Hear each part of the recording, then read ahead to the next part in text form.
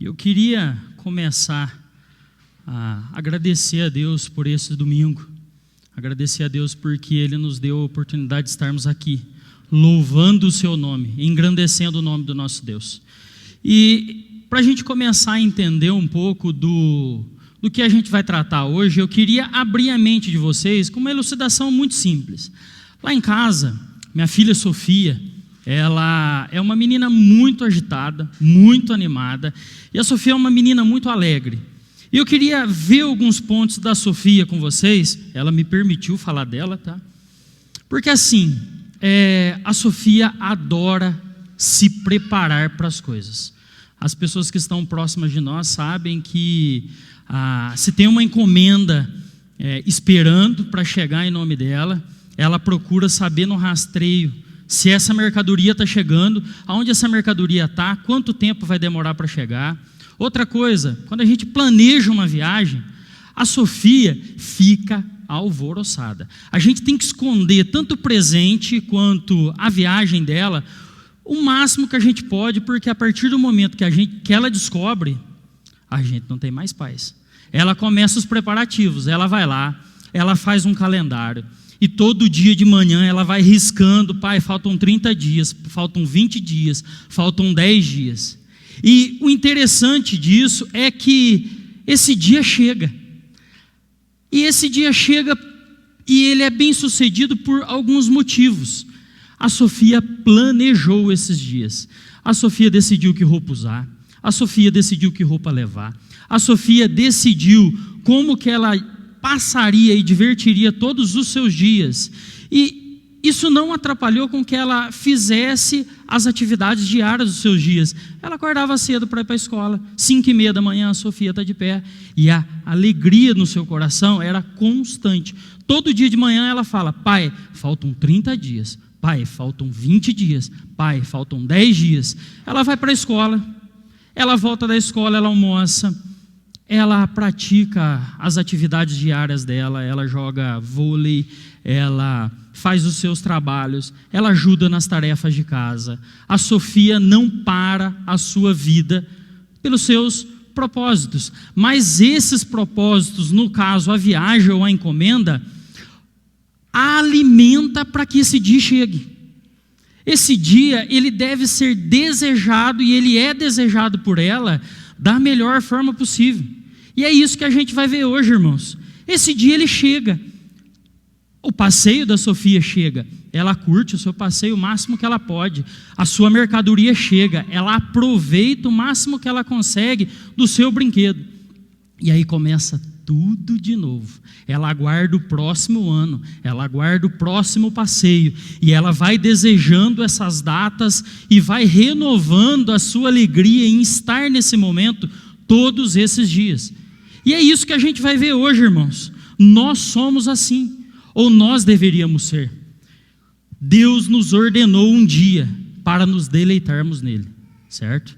E um dia para relembrar quem somos. Isso é muito importante. Quando nós estamos na presença de um Deus santo, nós lembramos que nós somos pecadores e que nós não merecemos nada. Mas pela glória dele, ele nos concedeu isso através de Jesus Cristo.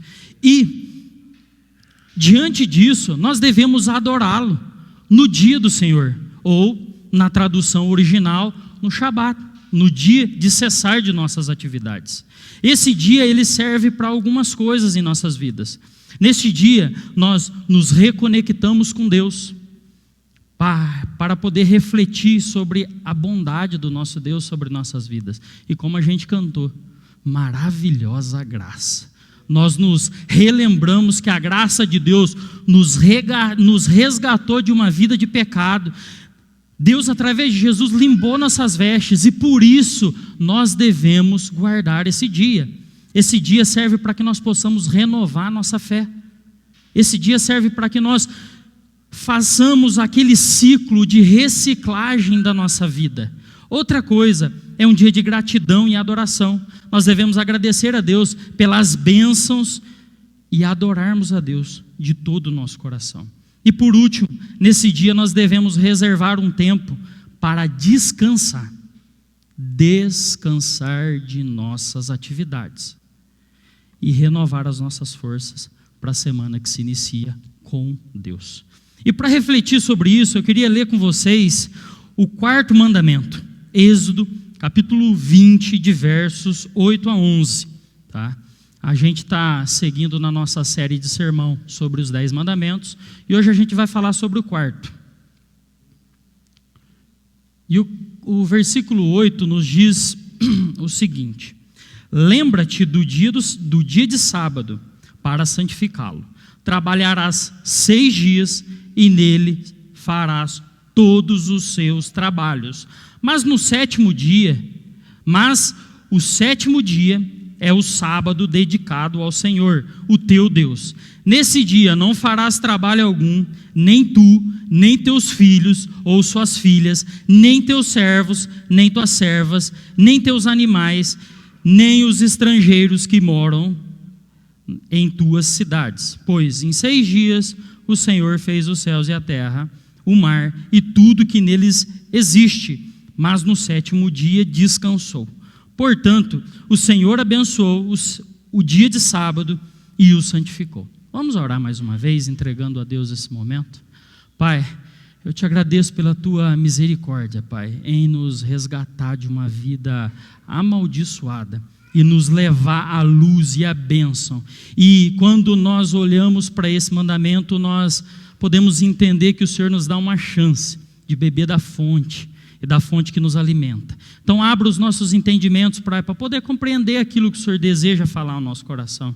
Usa, Senhor, uma pessoa simples, como qualquer outra pessoa, para poder dizer palavras santas, que são as tuas palavras que vão ser faladas nessa manhã. Em nome de Jesus.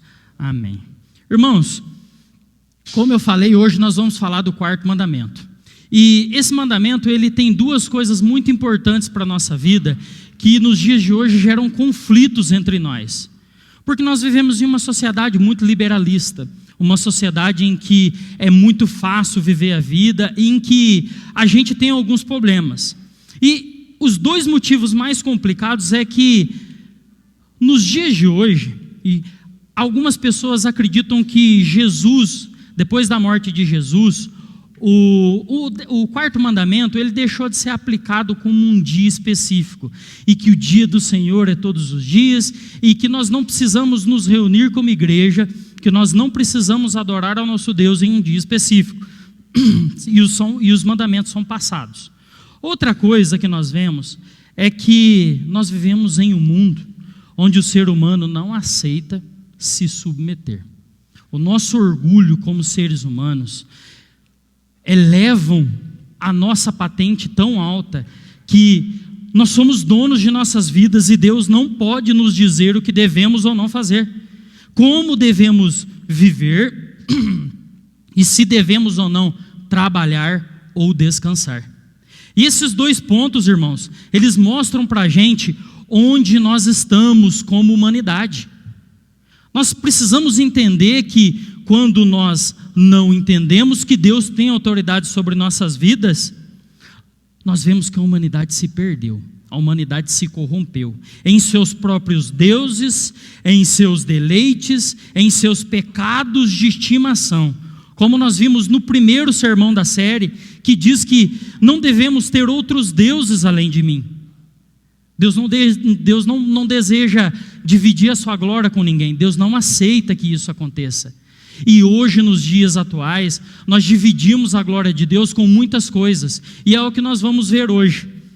E para começar a entender, de fato, o que permeia o contexto desse mandamento, a gente precisa entender o que se passava na vida do povo, como que o povo vivia, quais eram as suas crenças, como que eles tinham suas vidas comuns durante os dias. Porque o povo, irmãos, foi escravo no Egito por 400 anos. Depois que a família de José se adentrou ao Egito, eles não saíram mais de lá e eles cresceram debaixo do domínio egípcio. Ali, eles haviam se esquecido de Deus. Tudo que seus antepassados viveram foram esquecidos, e muitos deles até se esqueceram de quem seu Deus era. Havia uma mistura de várias etnias e culturas, e o contexto de escravo afetava diretamente a vida deles. Escravo tem vontade? Escravo tem desejo? Escravo tem direito? Não. E era isso que o povo hebreu vivia. Esse era o contexto deles.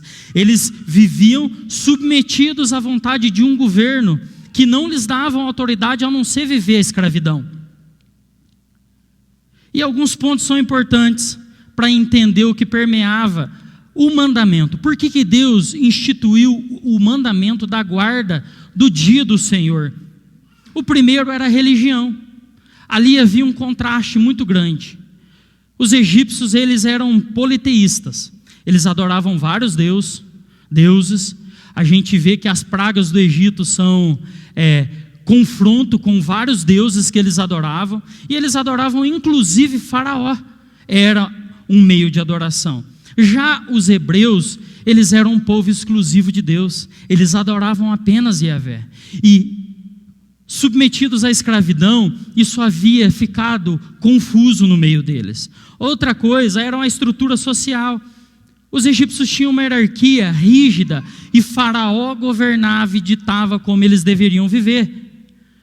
Os hebreus eram escravos, eles eram a base da sociedade. Então, a autoridade dos egípcios eles teriam que ser submetidos à vontade do faraó, à vontade dos egípcios.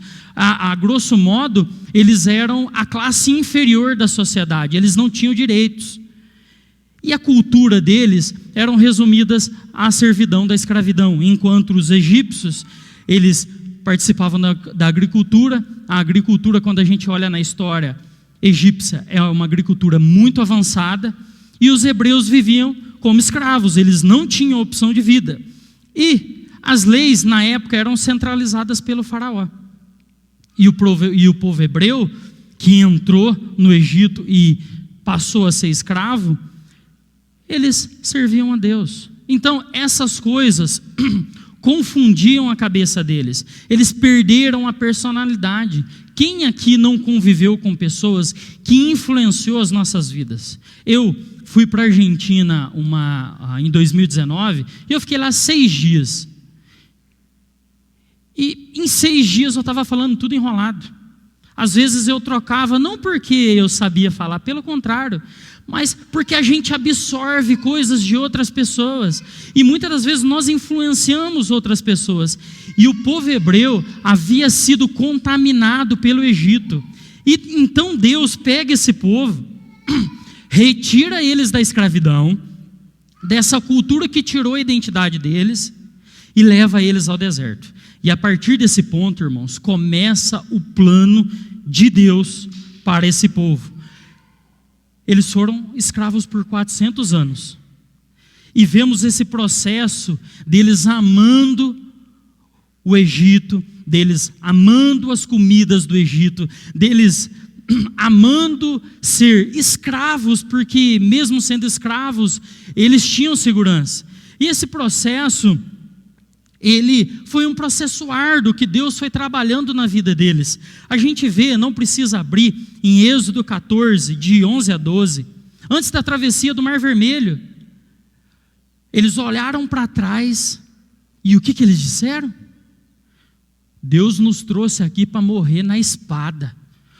O exército está vindo atrás de nós saímos do Egito para morrer aqui. Eles se esqueceram do Deus que mandou as pragas sobre o Egito, que arrancou eles da escravidão. Em Êxodo 16, eles já começam a reclamar da falta da comida. Em Êxodo 17, eles reclamam sobre a falta da água. Em Números 11, eles desejam a comida. A famosa passagem que eles desejam as cebolas do Egito. Em Números 14, há uma rebelião e o desejo de voltar para o Egito. Então percebem? O Egito mesmo, ele sendo retirado daquele lugar, o Egito ainda fazia parte deles, irmãos. E esse processo duraria um tempo muito grande. E é por isso que Deus instituiu esse mandamento. E eu queria que vocês lessem comigo Deuteronômio, capítulo 1, verso 27, que vai trazer um resumo do que aconteceu. Vou pegar uma água aqui.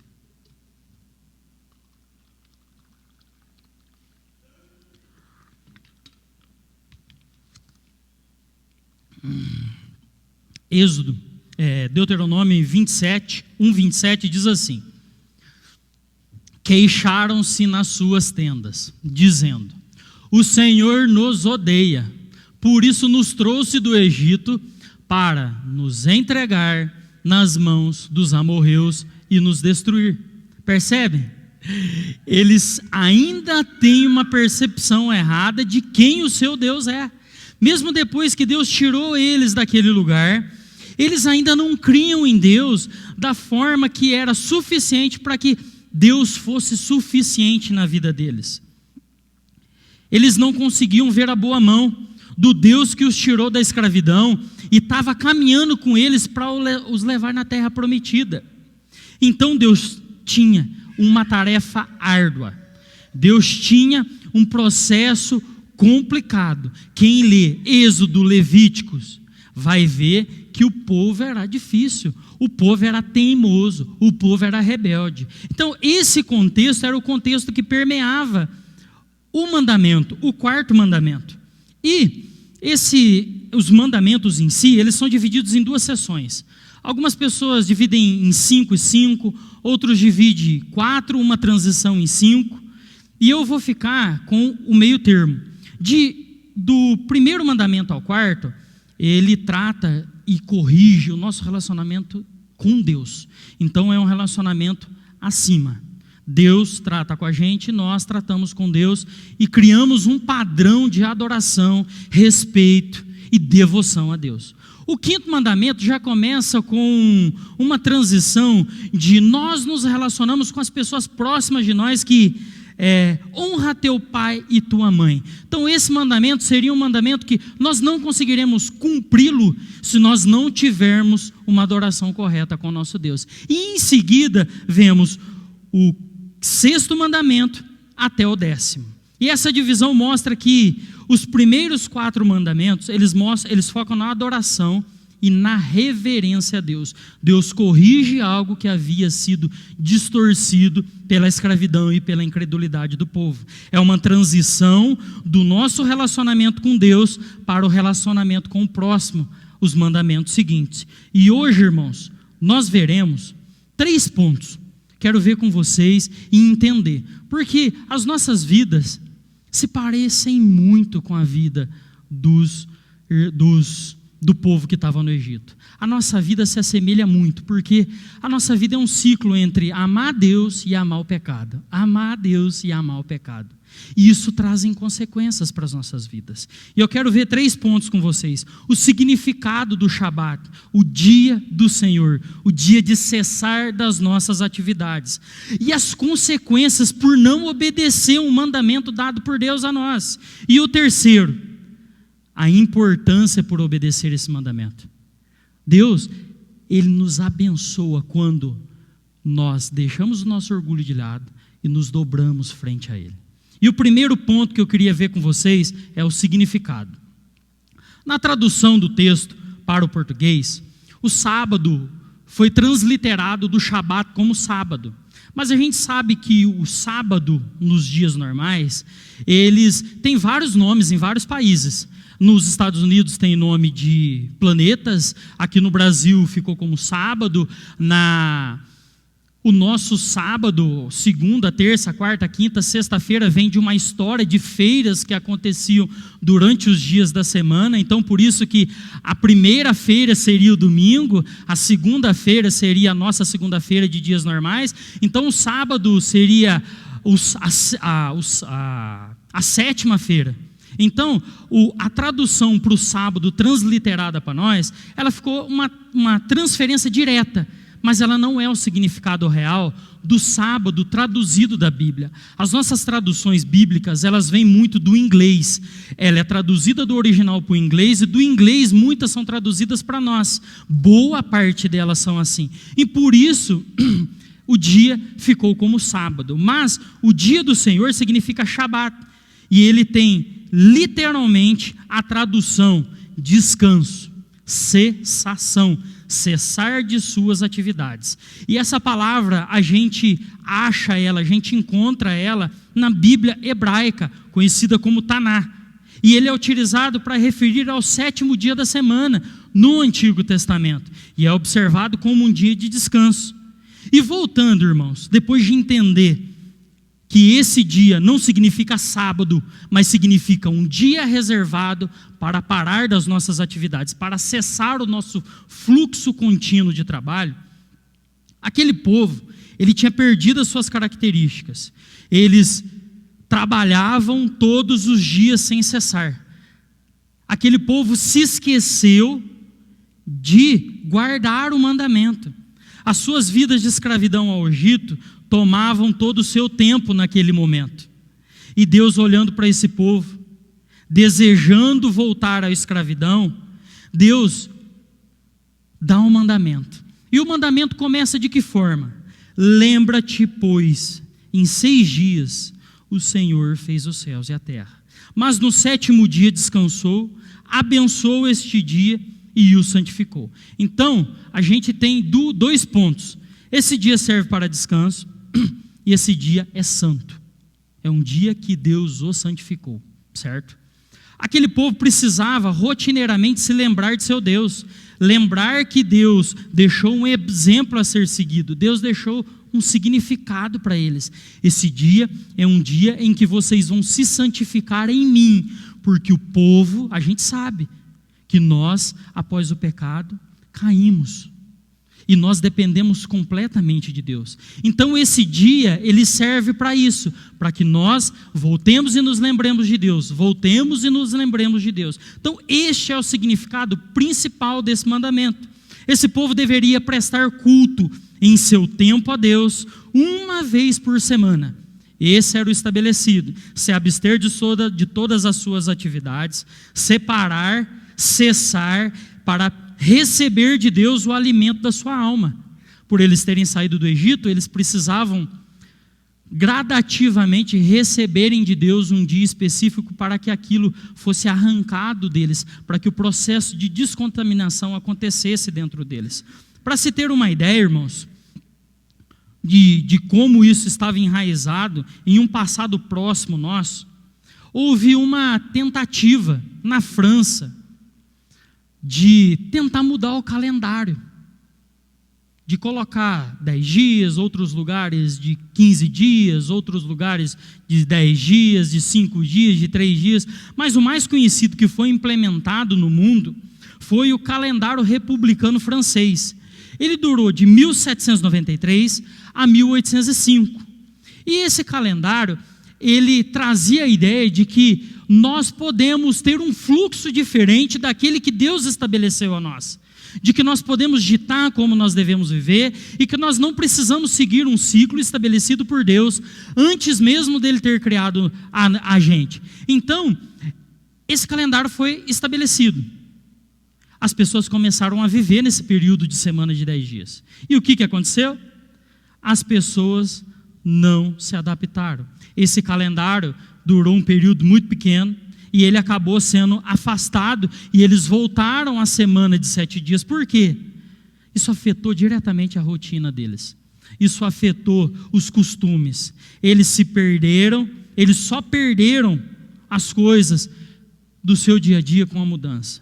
Eles ficaram fadigados, eles não conseguiram colocar o seu organismo, o seu relógio biológico em atividade da forma correta em 10 dias. E por isso esse calendário foi abandonado. As pessoas, irmãos, elas até tentam desfazer aquilo que Deus fez. As pessoas até tentam dizer que Deus não deve controlar como nós devemos viver. Mas aqui é um exemplo claro de que Deus estabeleceu um período natural dentro de nós. E esse período, ele não é para o bem de Deus, mas ele é para o nosso bem. Deus nos conhece, Deus sabe das nossas limitações. Então, por isso, ele estabeleceu esse tempo. Só por ser um mandamento dado a Deus por nós, só por ser um mandamento, se não nos beneficiasse em nada, já seria o suficiente para nós obedecermos. Já seria o suficiente.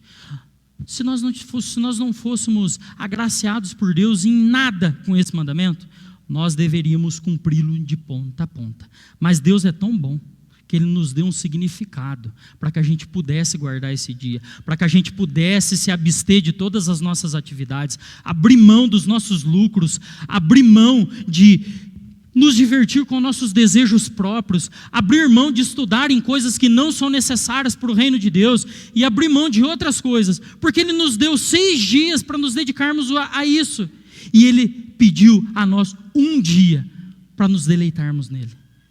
Tanto no tempo de Moisés, quanto no nosso tempo de hoje, o significado do dia do Senhor é claro. Nós devemos nos abster de tudo e fazermos tudo para nos deleitarmos em Deus. Por quê? Porque nós somos um povo separado e exclusivo dele. O povo judeu que foi retirado do Egito foi o primeiro povo que viveu, de certa forma, exclusivamente a vontade de Deus no deserto. Deus ali cumpriu algo na vida deles que demandou um processo. A gente vê desde Abraão, desde Moisés, lá atrás tudo que vem vindo até os dias de hoje. Deus escolhe um povo, Deus designa um povo para viver um propósito. Nós não temos uma vida que nós podemos dizer e falar assim: eu não vou para a igreja, eu não vou adorar a Deus. Nós não temos esse direito. Nós somos propriedade de Deus. Deus nos comprou com preço de sangue. Jesus, alguém que não tinha pecado, um Deus que não precisava descer à terra, Ele veio, Ele morreu, Ele foi rejeitado pelo povo que Ele estava salvando.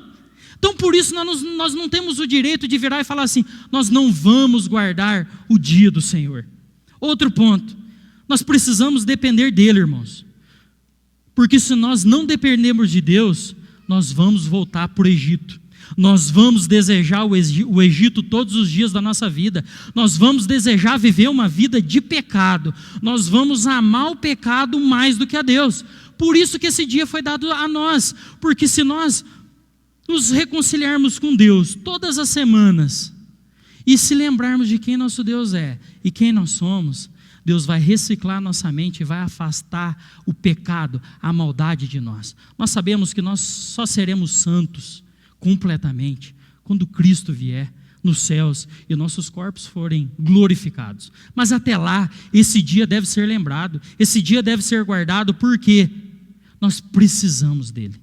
Deus estabeleceu para nos alimentar, Deus estabeleceu para nos reavivar na presença dEle. Nesse dia nós nos deleitamos em Deus e bebemos de água limpa.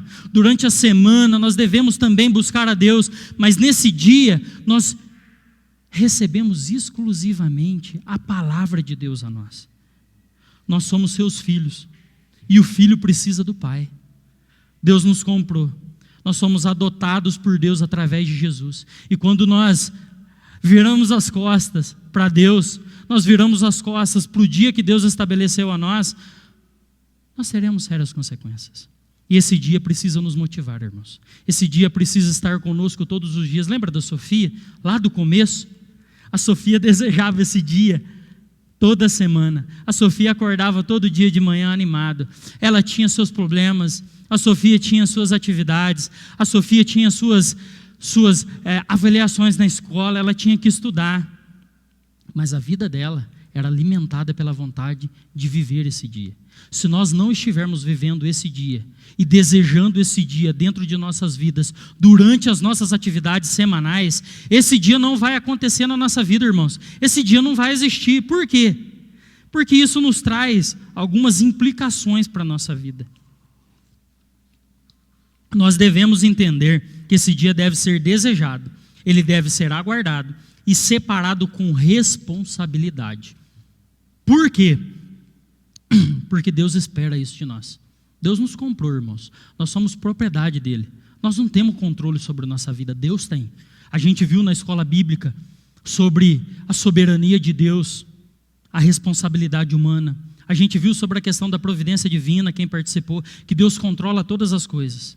A nossa vida é propriedade de Deus. Então nós devemos nos submeter à vontade de Deus. Porque se nós não submetermos à vontade de Deus, nós vamos voltar ao pecado. Nós devemos viver uma vida como servos de Deus. Nós devemos gerenciar o nosso tempo com responsabilidade, irmãos. Deus espera isso de nós. Nossa vida, nós devemos gerenciar a nossa vida com temor a Deus, para que lembremos e tenhamos um tempo de qualidade com o nosso Deus, separados para Ele. E como que nós podemos fazer isso? Gente, é tão simples, mas é tão simples, que às vezes chega a ser, vamos dizer assim, difícil, de tão simples que é. Como que a gente se prepara para o dia do Senhor? No nosso caso aqui, a gente celebra o dia do Senhor no domingo. Você vai encher a tua atividade de sábado até 3 horas da manhã? Você vai deixar o teu sábado completamente agitado a ponto de você gastar a sua energia, de você não ter força para acordar cedo? Não, nós devemos dormir cedo. As nossas programações do sábado têm que estar de acordo com o dia do Senhor. Nós vamos chegar aqui fadigados com a nossa cabeça cheia de problema. Nós vamos chegar até, está cheio de problema, não é tanto problema em si, porque nós vamos entregar os nossos problemas quando nós adentrarmos essa igreja nas mãos de Deus e vamos adorá-lo com o nosso coração limpo, para que nós entreguemos a Ele uma adoração santa, uma adoração pura, lembrando de quem nosso Deus é. Mas se nós dormirmos mal, se a nossa programação for completamente agitada, vai chegar no banco e vai dormir. Vai chegar no banco, não vai conseguir se concentrar na palavra que está sendo entoada. Porque o culto, meus irmãos, é um encontro entre a igreja de Deus e o seu Deus. Nós chegamos com o nosso coração aquecido para prestar uma adoração a um Deus que nos comprou. Aí, durante a pregação, Deus fala a nós, Ele renova as nossas forças, Ele renova o nosso ânimo, e nós temos energia para viver mais uma semana. Mas se nós chegamos aqui, fadigado, cansado, com nossa cabeça em 1000 lugares, como que nós vamos adorar um Deus santo? A nossa adoração vai estar quebrada. Nós não vamos estar entregando o nosso melhor para um Deus que fez o seu melhor por nós. E pior, nós não vamos ter atenção suficiente para ouvir a voz de Deus. Percebem que isso gera um ciclo de coisas que nos afastam de Deus?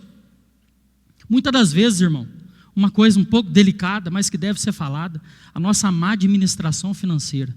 Nós somos maus mordomos do dinheiro nosso. E por isso, muitas das vezes, a nossa má administração e a nossa ganância pelo dinheiro, muitas das vezes, nos faz trabalhar no domingo. Nos faz abrir mão de guardar um dia que Deus nos deu. Deus nos deu 6 dias para que nós pudéssemos trabalhar, se enriquecer e fazer tudo que a gente pudesse. Mas um dia era para agradecer Ele por tudo. Sabe o que a gente faz? A gente fica em casa dormindo.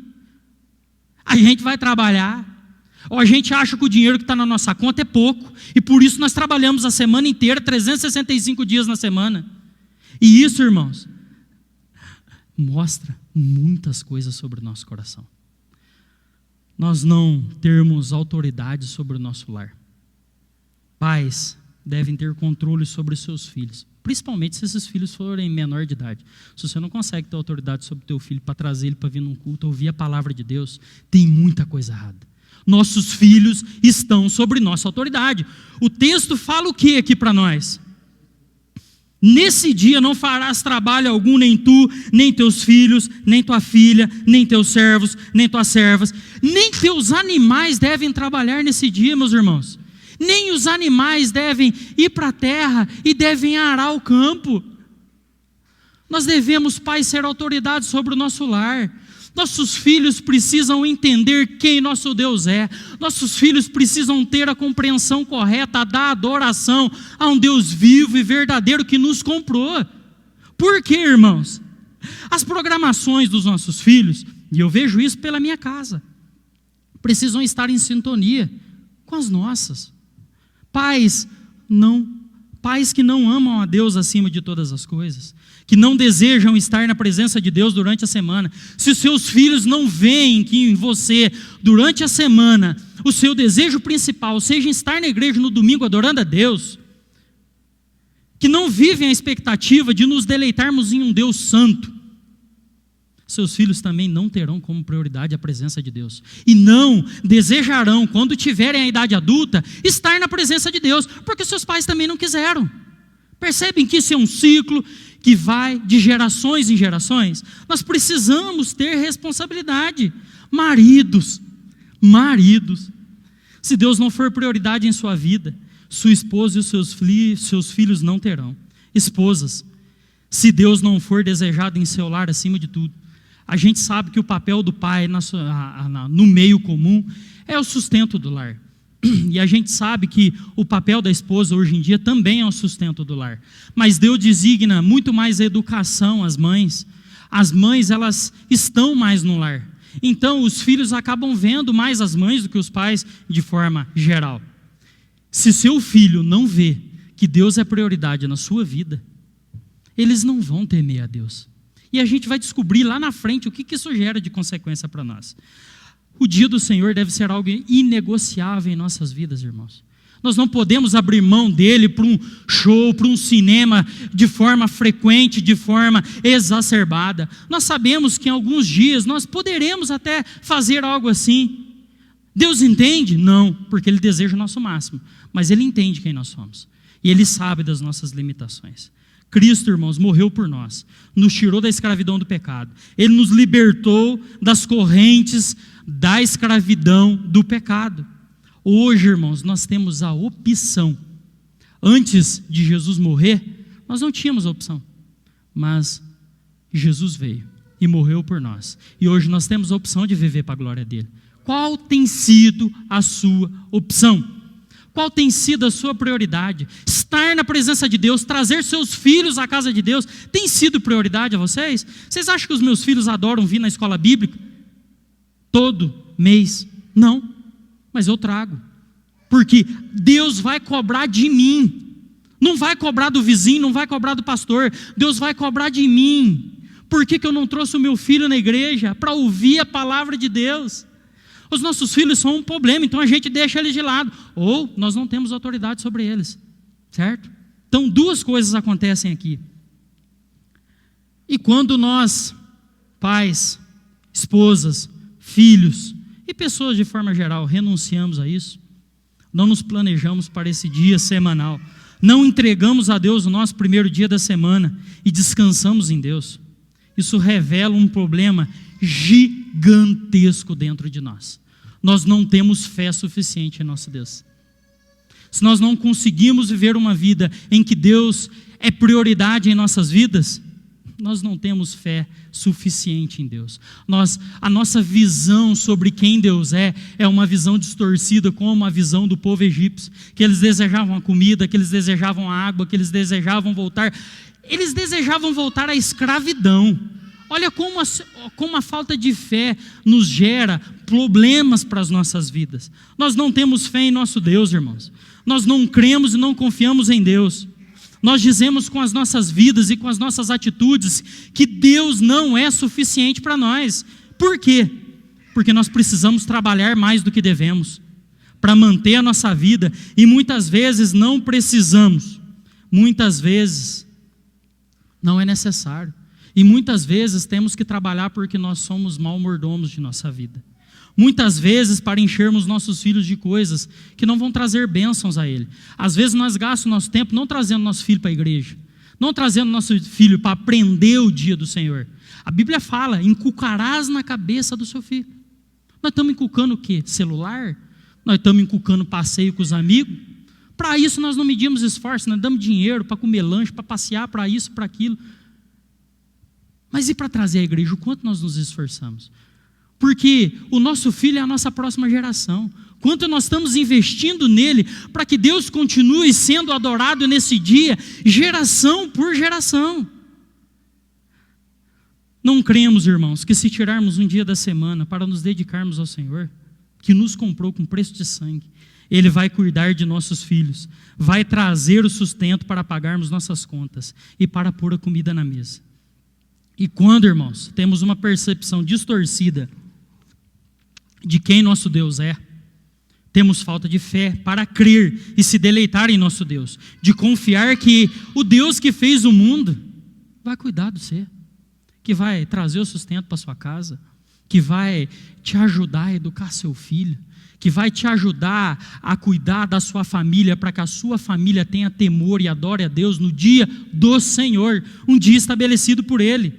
E isso, irmãos, nos traz uma série de consequências. Quando isso não acontece em nossas vidas, quando Deus não é amado acima de todas as coisas, quando o dinheiro, o trabalho, qualquer outra coisa é melhor do que Deus, isso nos leva para caminhos sombrios. E isso nos traz consequências catastróficas e que vão se perdurar por gerações. E a gente chega no nosso segundo ponto, que são as consequências.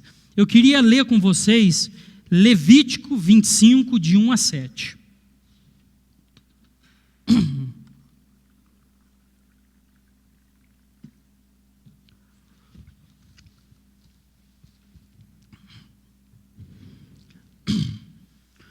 Então o Senhor disse a Moisés no monte Sinai: diga o seguinte aos israelitas: quando vocês entrarem na terra que lhes dou, a própria terra guardará um sábado para o Senhor. Durante 6 anos, semeiem as suas lavouras, aparem as suas vinhas e façam a colheita de suas plantações. Mas no 7º dia, no 7º ano, a terra terá um sábado para o descanso. Aqui a palavra original é Shabat, a mesma usada no 4º mandamento. Um sábado de descanso. Um sábado dedicado ao Senhor. Não semeiem as lavouras, nem aparem as suas vinhas, não colham o que crescer por si, nem colham as suas uvas de suas vinhas, que não estão podadas. A terra terá um ano de descanso. Vocês se sustentarão do que a terra produzir no ano de descanso. Você, seu escravo, sua escrava, o trabalhador contratado, o residente temporário que vive entre eles, bem como os seus servos, seu rebanho e os animais selvagens de sua terra. Tudo o que a terra produzir será comido. O que a terra produzir você pode comer, só que em 1 ano vocês não vão arar a terra. Aqui traz a ideia para a gente das nossas atividades, de forma prática, de forma geral, porque o povo usava a terra para se alimentar, o povo usava a terra para poder fazer o seu mercado, para poder fazer as suas negociações. Deus aqui dá uma ordem para o povo. E qual era essa ordem?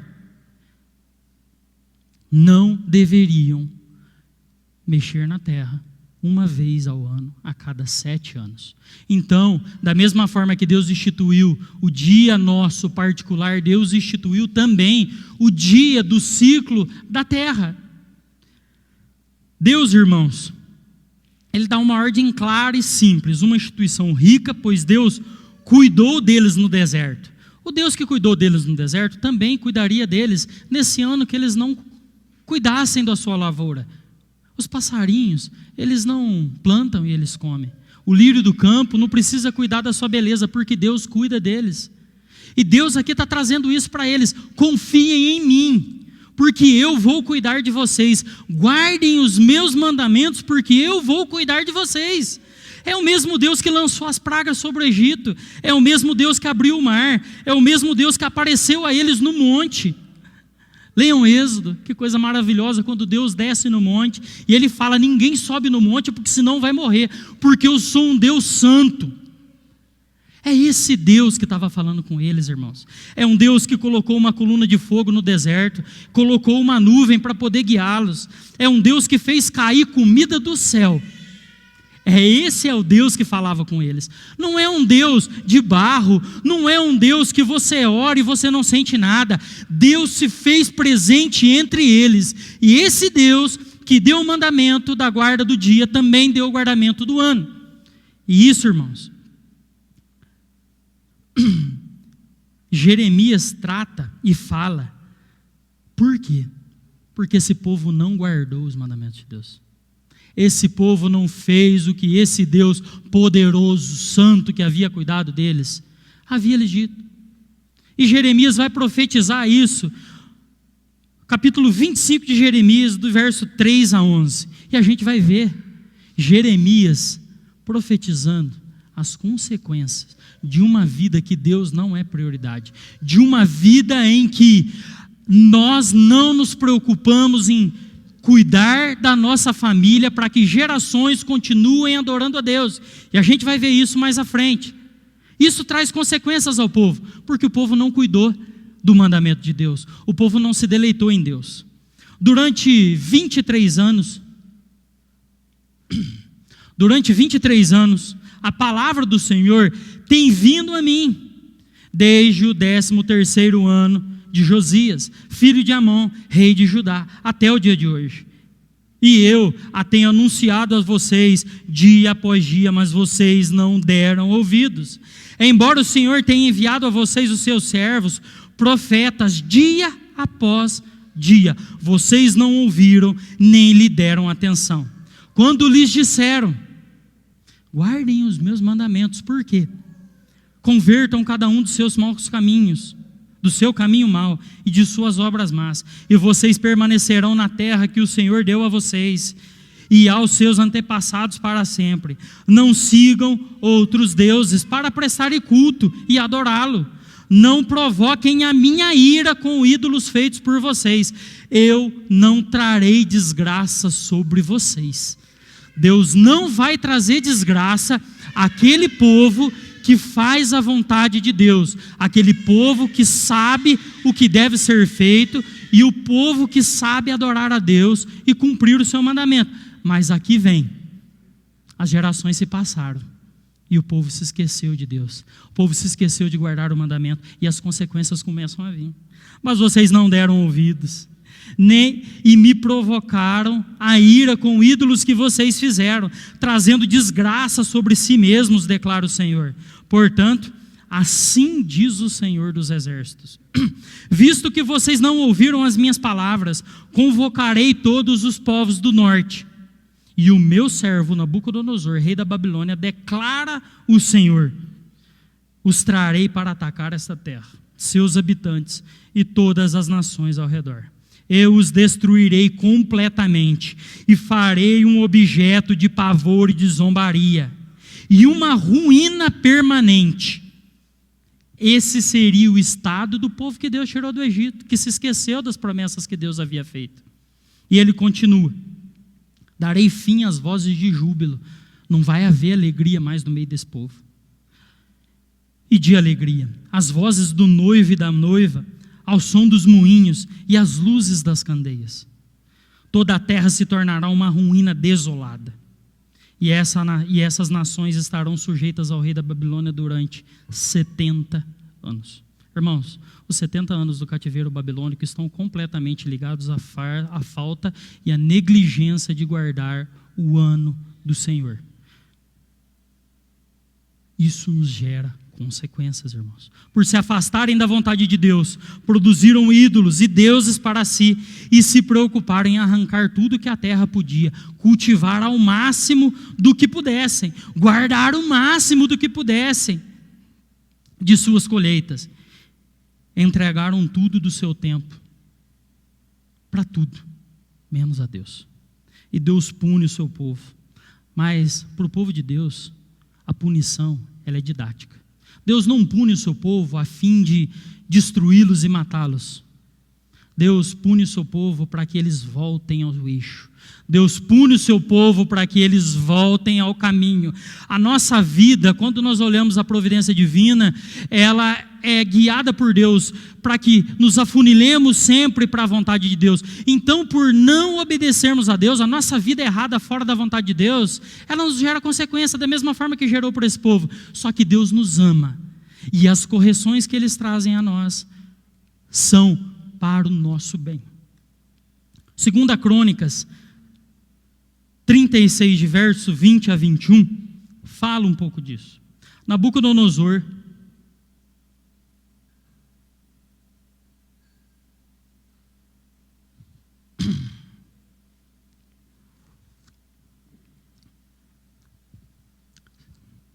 (20 e 21). 2 Crônicas 36, 20 e 21. Nabucodonosor levou para o Egito, na Babilônia, os remanescentes que escaparam da espada, para serem escravos dos seus descendentes, até a época do domínio persa. A terra desfrutou do seu descanso sabático, descansou durante todo o tempo de desolação, até que os 70 anos se completaram, em cumprimento da palavra do Senhor. A escravidão, a nossa falta de temor a Deus, Ele consegue trazer como ensinamento para nós. Aqui o povo estava sendo escravo e ensinado que as gerações deixaram de adorar a Deus, mas por outro lado Deus estava dando descanso àquela terra que manava leite e mel. O que era para ser uma bênção na vida deles, por outro lado, se tornou em maldição. O castigo, a desgraça e o sofrimento. O povo havia recebido uma terra dada por Deus, irmãos, que manava leite e mel. A promessa que nós recebemos de Deus, ela mana leite e mel. O que Deus tem para a gente é bom, é doce, é saudável, mas para que isso aconteça de fato em nossa vida, nós precisamos nos submeter à vontade dEle, porque quando nós não submetemos, isso transforma em um fel, é amargo. Passar pelo processo de correção de Deus é amargo. Aqui foi amargo para eles, porque alguns deles foram mortos ao fio da espada. Jerusalém, a cidade que Deus desejou dar àquele povo, foi destruída, a terra deles. A terra prometida, ela foi destruída, ela foi devastada. Não ficou pedra sobre pedra.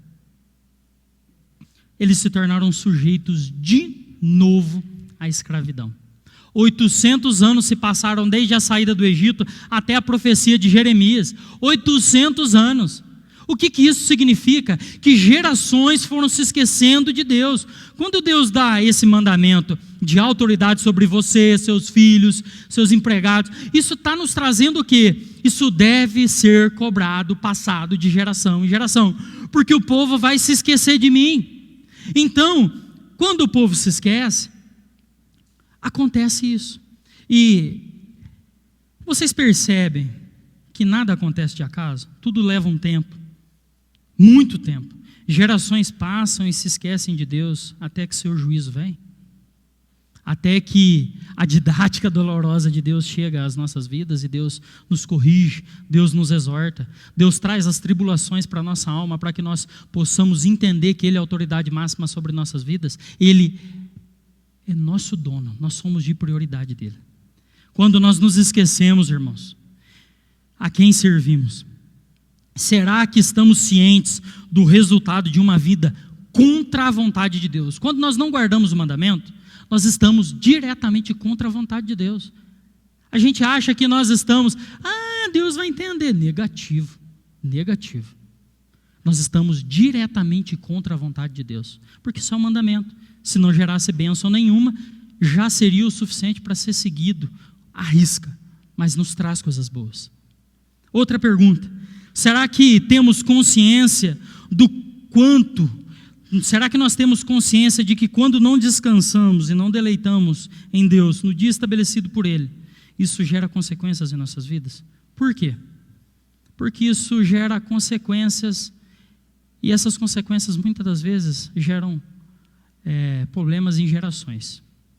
Nós abrimos a porta da nossa casa ao liberalismo. Nós aceitamos que nossa família viva de qualquer forma. Deus nos instituiu um padrão. O padrão é a vontade de Deus, não a nossa.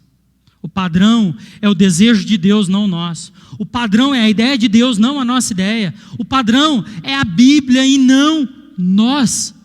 Porque quando nós abrimos a nossa vida para entender o que nós queremos, o nosso coração é uma fábrica de ídolos, irmãos.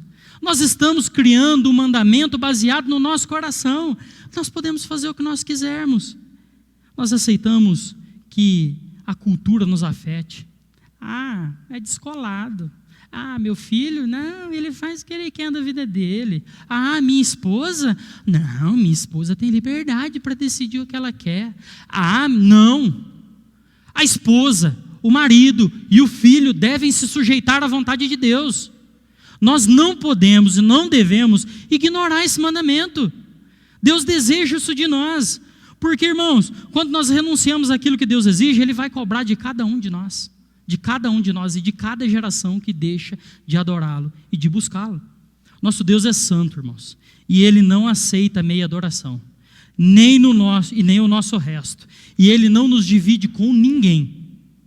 Deus não nos divide com ninguém. Deus não nos divide com o nosso trabalho, Deus não nos divide com nossas atividades, Deus não nos divide com os nossos desejos, os nossos desejos devem estar sempre focados e alinhados com a vontade de Deus. E isso só acontece quando nós entendemos que esse mandamento é para o nosso bem, não para o bem de Deus. Porque Deus nos conhece. E o pecado, ele existe dentro de nós. E quando nós nos deleitamos em Deus e buscamos a Deus com sinceridade, Ele cuida do nosso coração. E a nossa visão começa a se tornar uma visão correta. E nós começamos a enxergar que nós somos pecadores limitados. A nossa condição nessa terra é sem uma perna, sem um braço e sem um olho. Se fosse para falar assim de forma clara, nós não conseguimos viver sozinhos. Aí nós nos afastamos de Deus e começamos a tentar viver sozinhos. Só que as consequências vêm. E aí nós achamos o seguinte, que Deus, Ele está nos punindo somente, Deus está nos castigando, porque Deus é um Deus mau, porque Deus é um Deus que não olha para o seu povo, porque Deus é um Deus que deseja o mal do seu povo. Irmãos, o texto de Deuteronômio 5,14, ele fala que nesse dia nós não devemos fazer trabalho nenhum, revisando lá na frente, nem teu filho, nem tua filha, nem tua serva, nem teu boi, nem teu jumento, nem teus animais do campo, nem teus estrangeiros de propriedade, nem teus servos, nem tuas servas. Descansem como tu. Todos devem descansar.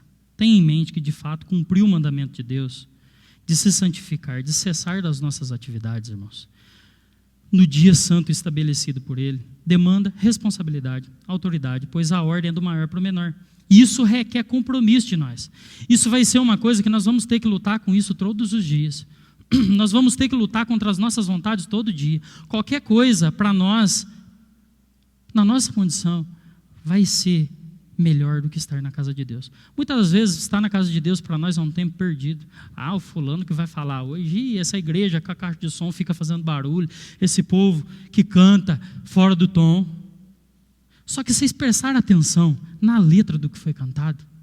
Vocês prestaram atenção no texto que foi lido? Meus irmãos, aqui é o alimento que vai nos fazer caminhar todas as semanas. É aquela perna do exemplo que eu dei que nós não temos, que Deus coloca para que nós possamos andar. E Deus é tão bom que essa perna ela desgasta. E quando está chegando no sábado, a nossa perna está curtindo, nós temos que vir aqui de novo para restabelecer o espaço entre ela, para que nós possamos caminhar mais uma semana com Ele. Porque quando nós não viemos e não nos dedicamos a Deus, nós vamos andar manco. A nossa adoração vai ser quebrada. O nosso coração vai estar sempre e somente para o mal. Amem a Deus, irmãos, acima de tudo. Jesus disse isso resumindo os 2 mandamentos. Amem a Deus acima de todas as coisas e o próximo como a ti mesmo. Esse mandamento destaca muitas coisas. Quando nós temos uma percepção errada de quem Deus é, nós também não conseguimos amar a nossa família e entender a responsabilidade que nós temos sobre as pessoas que estão à nossa autoridade. Nós não cremos e não entendemos quem Deus é. E por isso nós não conseguimos aplicar a autoridade que Deus nos dá sobre nossa família. E aí as gerações vão se seguindo de pessoas que não adoram a Deus, que não buscam a Deus, que não têm Deus por autoridade. Aí lá na frente você fala assim, meu Deus, que o meu filho se tornou. Meu Deus, meu neto não sabe nem quem Deus é. A gente olha para Deus, a gente esquece de olhar para nós. A gente esquece de olhar, esse povo aqui que está sofrendo as consequências, eles não estão sofrendo consequências porque esse povo aqui, do fim dos 800 anos, foi que errou. Não, foi uma geração inteira. E quando nós perdemos essa percepção, o dia do Senhor virá algo vago. Quando nós não entendemos que nossa vida de adoração a Deus, há uma família que adora a Deus, uma família que tem Deus por prioridade, ela vai mudar gerações.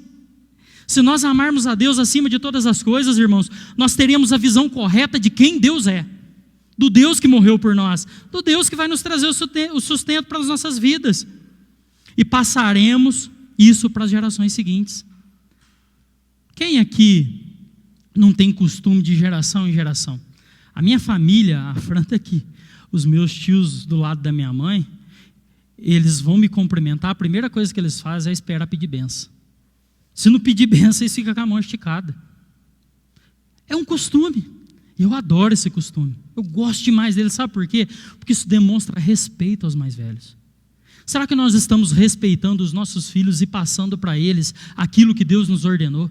Nós estamos ensinando para as nossas esposas, para as pessoas que estão ao nosso redor, que de fato vale a pena guardar o dia do Senhor, e que guardar o dia do Senhor gera bênçãos para a nossa vida. Não é bênçãos de isso que eu te digo, não. É bênçãos de temer a um Deus santo, justo, de temer a um Deus verdadeiro que cuidou das nossas vidas, que vai sarar a nossa alma, que vai sarar a nossa ferida.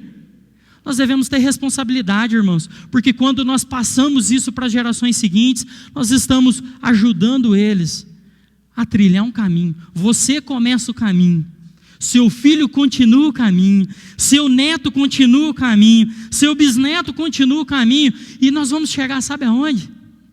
Na eternidade. Na eternidade. É assim que nós devemos viver. Nós não garantimos a nossa salvação, não é isso. A nossa salvação é dada por Deus. Mas uma percepção de adoração correta ao nosso Deus demanda responsabilidade. Por quê? Porque se nós não temos a percepção correta de Deus, nós não viemos a Deus, nós não entregamos a Deus as nossas ansiedades, nós não entregamos a Deus as nossas dúvidas, nós não entregamos a Deus as nossas aflições, os nossos problemas financeiros, as nossas dificuldades e a nossa falta de fé em Deus. E isso nos faz pessoas muitas das vezes depressivas, porque nós estamos nos alimentando de coisas que não vão trazer paz ao nosso coração. E nós não temos a visão correta de um Deus que pode nos trazer paz em meio à guerra. Pessoas que não sabem quem seu Deus são. Hoje na sociedade, se vocês procurar na internet, as pessoas que se identificam como cachorro, como gato, como porco, que vivem como um animal. Gente, a que ponto nós chegamos? A que ponto a humanidade chegou de perder a percepção de quem seu Deus é? Deus nos fez acima dos animais, e nós estamos nos rebaixando a animais. Por quê? Porque gerações se esqueceram de quem seu Deus é. Gerações que se esqueceram de buscar a Deus acima de todas as coisas. Abram a internet e colocam assim, no Google, pessoas que se identificam como animais. É ridículo. Essas pessoas latem, essas pessoas comem capim, essas pessoas rolam no chão, essas pessoas aceitam um comando de senta, levanta e rola. A que ponto a humanidade chegou? Pessoas sem vida, pessoas pobres de espírito, podres por dentro, pessoas que se matam de trabalhar em 1, 2, 3, 4, 5 serviços, pessoas que se matam de estudar, pessoas que se matam de praticarem qualquer coisa que vai trazer saciação para os seus desejos próprios, e se esquecem de um Deus que sacia tudo. Essas pessoas, elas estão completamente quebradas, irmãos. Eu vou abrir um parênteses aqui que não está no sermão, para fazer um adendo. Se você é um irmão que tem que trabalhar no domingo, tudo bem, Deus entende isso. Hoje, no tempo atual, realmente não tem um dia específico dado a nós por Deus para que nós adoremos e fazemos para que nós possamos fazer o nosso Shabá. Só que é o seguinte, Deus estipula um dia. No Novo Testamento é estipulado um dia, e esse dia deve ser cumprido. Se você é uma pessoa que trabalha no domingo, e você tem a quarta-feira na folga, procura uma igreja que tem culto na quarta-feira. Dedique o seu dia em adoração, em devoção e descanso, cessando das suas atividades, e vá prestar culto a Deus, vá se alimentar em Deus, vá buscar de Deus o alimento, para você conseguir enfrentar as dificuldades da vida. Esse é o princípio do dia do Senhor. Nós, as igrejas atuais, nós temos o domingo como dia do Senhor. Que dia gostoso para poder olhar na cara de cada um, no rosto de cada um. Vocês não sabem a felicidade que é quando eu vejo os irmãos entrando, e a tristeza que é quando eu vejo essa igreja vazia, porque eu sei que as pessoas vão sofrer. Eu sei que as pessoas vão ter dificuldades e não vão entender muitas das vezes por que estão sofrendo. Essas pessoas não conseguem entender que Deus estipulou algo que vai nos trazer bênçãos, que vai nos trazer paz em meio ao caos, que vai nos trazer tranquilidade para poder cuidar do nosso filho quando ele se levantar contra nós, porque nós temos um Deus que nos deu essa autoridade. Só que quando nós não entramos em sintonia com o nosso Deus, quando nós não buscamos o nosso Deus, essas coisas se transformam em problemas gigantescos, porque o nosso Deus está desse tamanhinho para a gente. Nós não temos intimidade com Ele. nós não buscamos a Ele, nós não prestamos reverência a esse Deus. Irmãos, filhos descrentes, que não conhecem a Deus dentro da própria igreja, com o pai crente. Filhos que não sabem. Se você perguntar para a criança, para o adolescente, quem Jesus é, o que é o Evangelho, essas crianças não sabem o que é, esses adolescentes não sabem o que é. Meu Deus, que vergonha de geração que nós estamos criando. Gente, onde está a nossa consciência? Como que vai estar a sociedade, como que vai estar nosso filho, a nossa família daqui 50 anos? Como que nossos netos vão crescer? O que nossos netos vão temer, irmãos? Deus espera isso de nós. Uma geração corrompida, que não se lembra de guardar, santificar e regozijar em Deus, elas são gerações que distorcem principalmente quem nós somos. Olha ao redor de nós. Como eu falei no começo, pessoas que não têm a percepção correta de quem seu Deus é, têm uma percepção correta de quem eles são.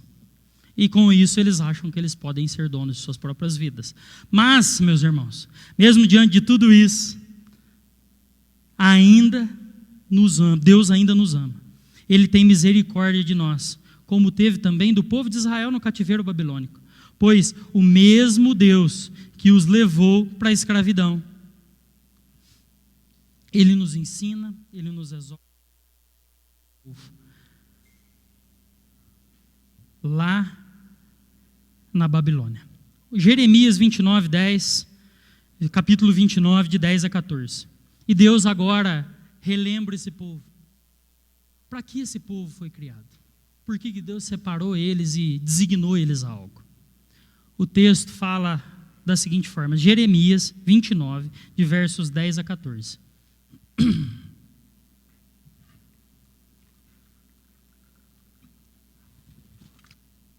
Assim diz o Senhor, quando se completarem os 70 anos da Babilônia, eu cumprirei a minha promessa em favor de vocês, de trazê-los de volta para o lugar, para este lugar, porque sou eu que conheço os planos que tenho para vocês, diz o Senhor, planos de fazê-los prosperar e não causar dano, planos de dar a vocês esperança e futuro. Então vocês clamarão a mim, virão orar a mim e eu os ouvirei. Vocês me procurarão e me acharão. Vocês só vão achar Deus se vocês procurarem Ele. Quando me procurarem, não é de qualquer jeito, é de todo coração. E eu me deixarei ser encontrado por vocês. Declara o Senhor, e os trarei de volta do cativeiro. Eu os reunirei de todas as nações, de todos os lugares para onde eu os dispersei, declara o Senhor, e os trarei de volta para o lugar de onde eu os deportei. Aqui é a promessa de que Deus traria de volta um povo para a sua terra. Aqui é a promessa de que Deus não abandonou esse povo, mesmo eles deixando de cumprir o mandamento. E ainda alertou esse povo que cumpriria as suas promessas na vida deles. Por quê? Foi Deus mesmo que as tinha feito. Então Deus não volta atrás. Deus não muda de opinião. Nosso Deus é imutável. Ele prometeu que abençoaria esse povo. Mas a didática de Deus, através da nossa incredulidade de quem Ele é, ela existe em nossas vidas. Pois era Ele mesmo que havia feito tudo isso. Eles seriam prósperos de novo, teriam esperança de um futuro, mas haveria uma condição para que isso acontecesse. Eles deveriam procurar a Deus. Eles deveriam orar, clamar. Assim Deus os ouviria. Não era de outra forma. Eles deveriam orar, clamar e Deus os ouviria.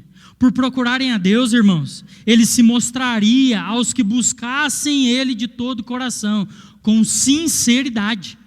Com sinceridade. Ele os uniria de volta como um povo, como uma nação, para o lugar de onde tinha tirado do exílio, tinha levado para o exílio e os honraria. A lei não é algo farisaico, irmãos. A lei não é algo engessado. A lei não é igual. Existe, se você for no Egito, se você for lá em Jerusalém, no sábado, no dia do Shabat, os judeus, eles não apagam a luz. Eles têm um termômetro, um cronômetro para ligar e apagar a luz na hora certa. Existe existe o elevador para o Shabat, onde eles entram e o elevador sobe e vem descendo andar por andar, para eles não terem que praticar trabalho nesse dia. Eles não fazem comida, mas eles têm pessoas que não são judeus que fazem a comida para eles. Isso é hipocrisia.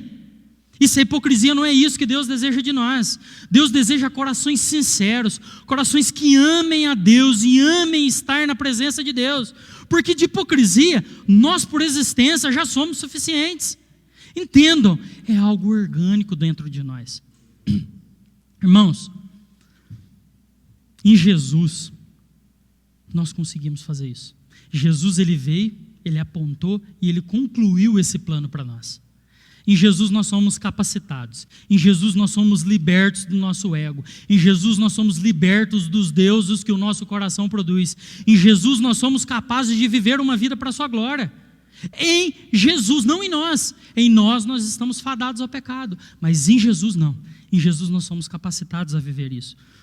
Por quê? Porque nesse dia, irmãos, Jesus fez muitas coisas boas. E a lei, ela não é para aprontar o nosso pecado. A lei aponta a santidade de Deus. Para nos fazermos ser mais parecidos com Jesus. Pois quando nós desejamos estar com nossos irmãos no culto de domingo, nós dizemos que nós temos um povo. Quando nós não queremos estar no domingo, nós não fazemos parte de um povo, porque nós não temos desejo. Vocês têm família? Vocês desejam estar perto da sua família? Então, o povo de Deus é uma família que Jesus Cristo reuniu. A igreja de Cristo deve desejar estar junta para adoração, para aprender, para os pequenos grupos, para um culto de oração. Isso deve ser desejado dentro de nós, irmãos. Deus... Quando nós não fazemos isso, nós gritamos em alta voz que Deus não é prioridade para mim e para minha família. E quando nós fazemos isso, a nossa vida declara que nós temos Deus como Senhor soberano e prioridade sobre nossas vidas. Hoje nós celebramos o domingo, porque Jesus ressuscitou nesse dia. Então, para nós, o domingo é o dia do Senhor, porque nesse dia nós podemos descansar em Deus. Porque Cristo cumpriu na cruz a lei e a aliança feita por Deus ao seu povo. E ele mesmo deu esse exemplo. Em Mateus 12:8, ele traz de forma resumida, pois o Filho do Homem é Senhor sobre o sábado. Lucas 6:5 nos traz a ideia, ou nos traz o texto de que, e acrescentou-lhes, o Filho do Homem é Senhor do sábado. Para muitos de nós, irmãos, Natal, Sexta-feira da Paixão, ou até a Páscoa, é um dia sagrado, em que a gente vem, a gente faz teatro, porque a gente enfeita, porque a gente faz isso, porque a gente faz aquilo. Mas na realidade, o dia do Senhor, o único dia estabelecido na Bíblia que devemos nos reunir como igreja para prestarmos culto a Deus, é o Shabat, é o dia do Senhor. Os outros dias não. Só que para os outros dias a gente tem uma animação 100%. Mas para vir para a igreja, não. Para cultuar a Deus no domingo, não. Qualquer coisa é mais importante. Outra coisa, Marcos 2, de 27 a 28, diz que o sábado foi feito por causa do homem, e não o homem por causa do sábado. Assim, pois, o Filho do Homem é Senhor até mesmo do sábado. Isso, irmãos, nos mostra de fato que o problema sempre foi a gente.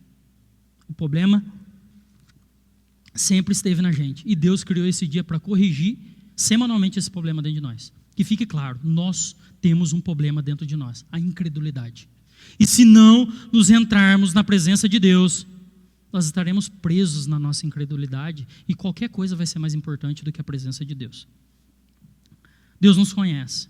Deus sabe que precisamos ser curados por Ele semanalmente, que nós precisamos nos deleitar aos seus pés, prestar culto a Ele, um culto consciente, sabendo o que estamos fazendo. Nós precisamos entender que o Shabat nos traz duas coisas, adoração e descanso. O descanso para que nós possamos estar livres para adorar a Deus. Deus nos dá o descanso para que nós possamos adorá-lo. E adorando a Deus, confiamos nele o suficiente para poder descansar. Percebe que é um ciclo sem fim? Nós descansamos nele, ele nos dá o descanso para poder adorá-lo. É um ciclo que começa e termina em Deus, em Jesus e não em nós. Quando nos batizamos, professamos a nossa fé, irmãos, e cremos em Jesus de Nazaré. Cremos que a lei deve ser seguida, pois Cristo a cumpriu. Lucas fala Jesus ensinando na sinagoga. Marcos fala que Jesus estava ensinando em Cafarnaum. Em Lucas de novo fala que Jesus cura uma mulher no sábado. Em João 5 fala que Jesus cura um paralítico. Em Marcos 3 fala que Jesus cura um homem.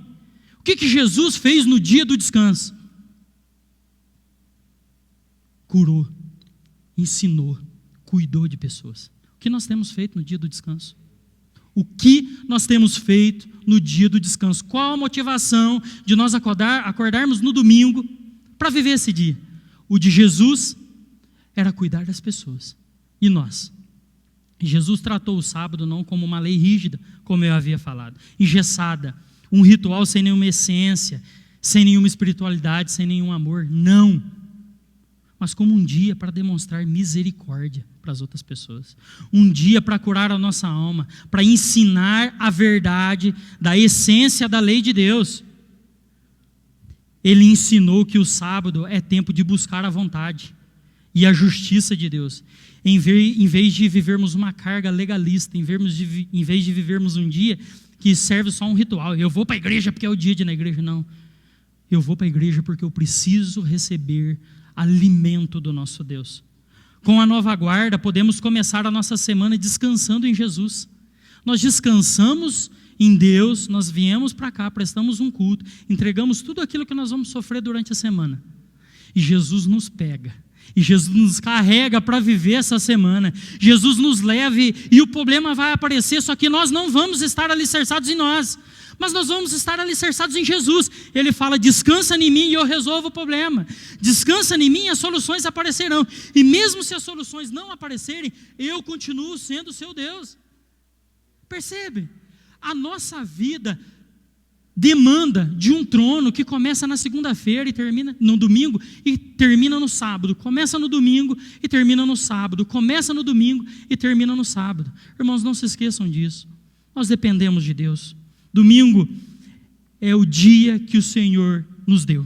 Domingo é o dia que você pode fazer coisas boas, que você estava até querendo fazer, não tem problema você fazer. Nós podemos ler mais a Bíblia, nós podemos ler um livro cristão, nós podemos caminhar, nós podemos orar, nós podemos cantar com os nossos filhos, nós podemos até tirar uma soneca. Só que nós não podemos deixar de fazer e praticar o dia do Senhor por causa dessas coisas.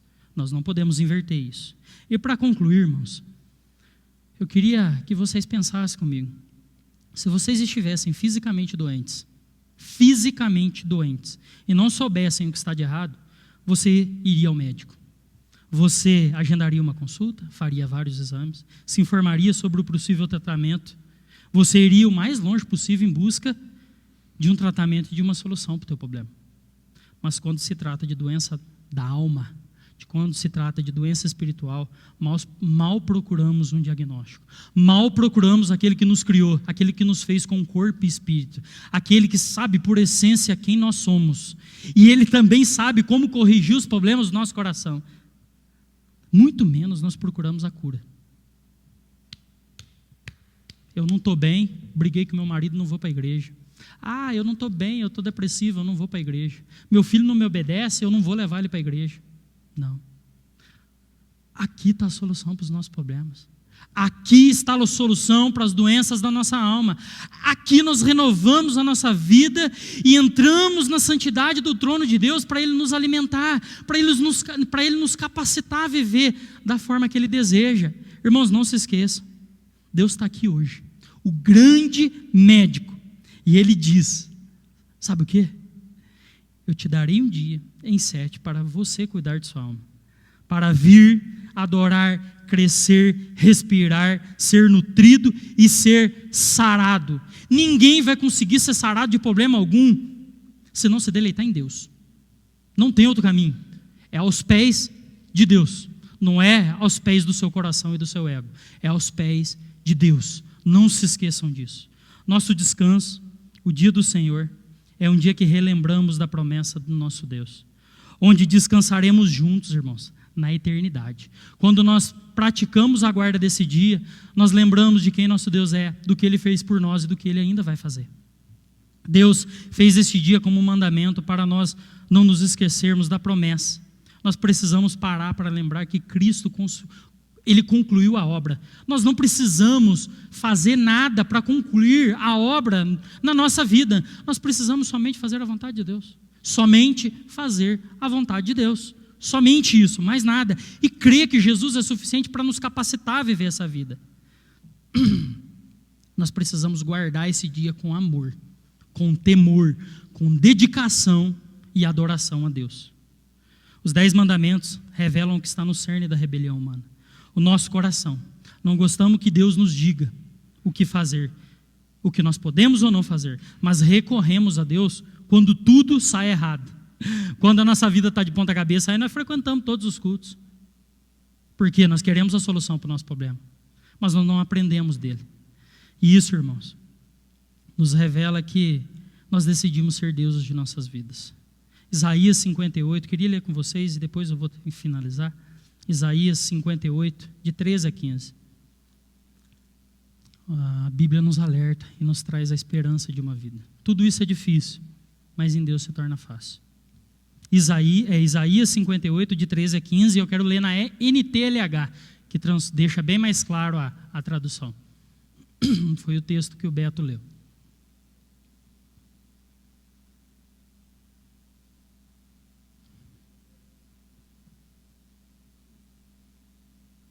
Isaías 58, de 13 a 15.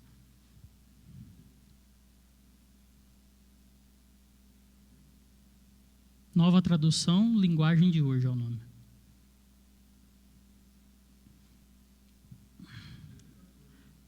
É 13 a 15.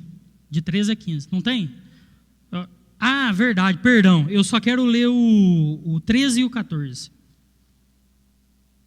O Senhor Deus diz: obedeçam às leis a respeito do sábado. Não cuidem de seus próprios negócios no dia que para mim é sagrado.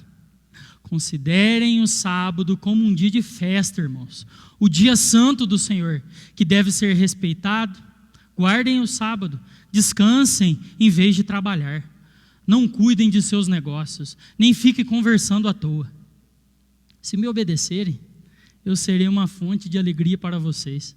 E farei com que vençam todas as dificuldades. E vocês serão felizes na terra que eu dei aos seus antepassados, Jacó. Eu, o Senhor, falei.